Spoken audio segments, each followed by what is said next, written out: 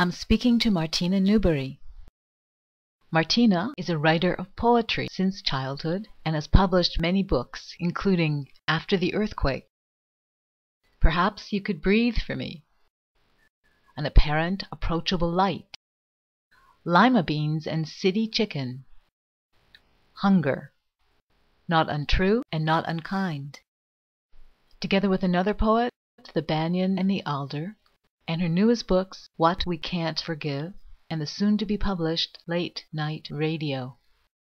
Since coming across her work on the internet at globalpoets.org and her video clips on YouTube, I've become a fan and wanted to find out a little more about her as an artist and a vibrating woman who creates work that resonates with so many. So Martina, thank you so much for agreeing to talk to me today. It's wonderful to talk to you. I'm so glad.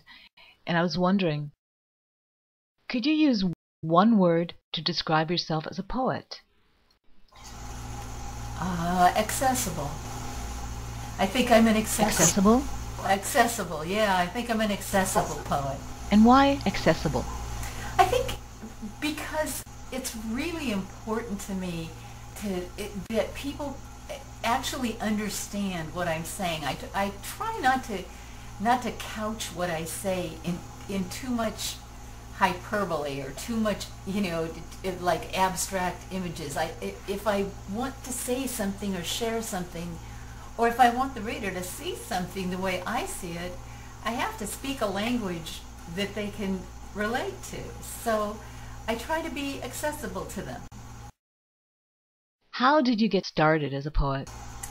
Oh my goodness. I'm an only child, so books and notebooks have been my friends forever. And I began writing at a really young age. And how old were you? I was 4.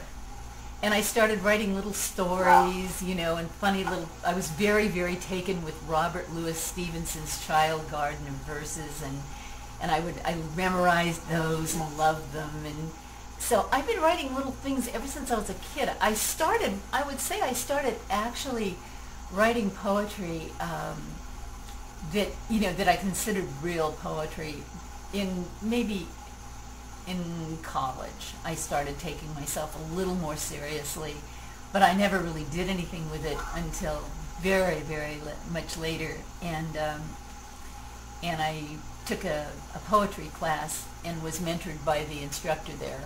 That was the start.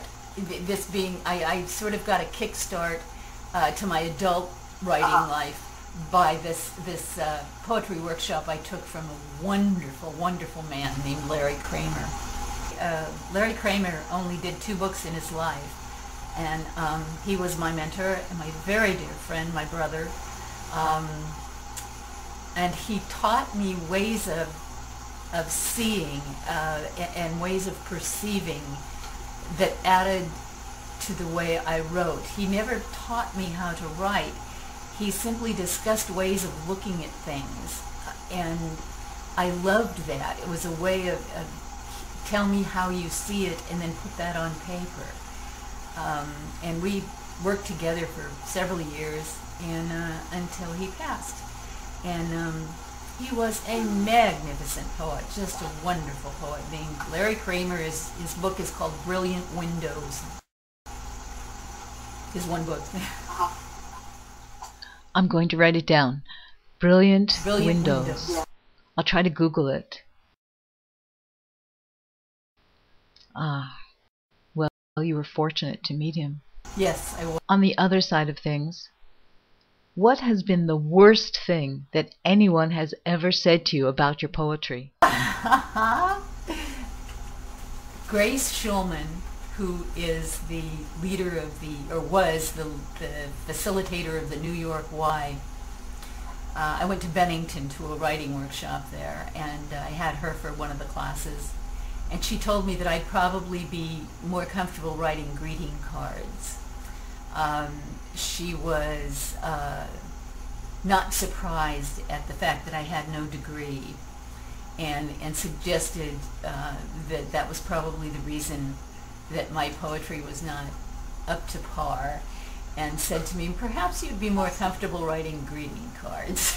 so I'll tell you, if you ever wrote a greeting card, I would be a customer of greeting cards. Thank you. Thank you. And you know what? There's like, there's some wonderful greeting cards out there, so what the heck? Yeah, except for the fact that it wasn't meant as a compliment. Absolutely. I'd like to get into something more to the heart of things, okay? I appreciate this background, and now I want to pump your brain some more. So, reading your poetry, I always feel a huge strength, almost an arrow pointing at the truth and taking me there. And it's not something that I fear to go with you with. I mean, how can I put this? You take me along willingly, and I know I'm going to see the truth when I'm with you. And my question is, do you ever fear speaking the truth? Yeah, always. I don't think, Judith, I don't think that there is anything scarier than the truth.